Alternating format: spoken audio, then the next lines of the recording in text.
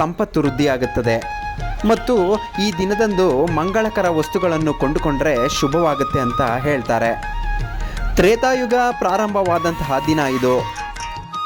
ಗಂಗೆ ಭೂಮಿಗೆ ಬಂದಂತಹ ದಿನ. ವ್ಯಾಸಭಾಗವತರು ಮಹಾಭಾರತ ಪುರಾಣವನ್ನು ರಚಿಸಿದಂತಹ ದಿನ. ಅಕ್ಷಯ ಎಂದರೆ ಕ್ಷಯವಿಲ್ಲದ್ದು, ಅಂತ್ಯವಿಲ್ಲದ್ದು ಎಂದರ್ಥ. ಚಿನ್ನವನ್ನು ಖರೀದಿ ಮಾಡಿದ್ರೆ ಸಂಪತ್ತು ಮತ್ತು ಸಮೃದ್ಧಿ ನೆಲೆಯಾಗುತ್ತದೆ ಅಂತ ಹೇಳಲಾಗುತ್ತೆ.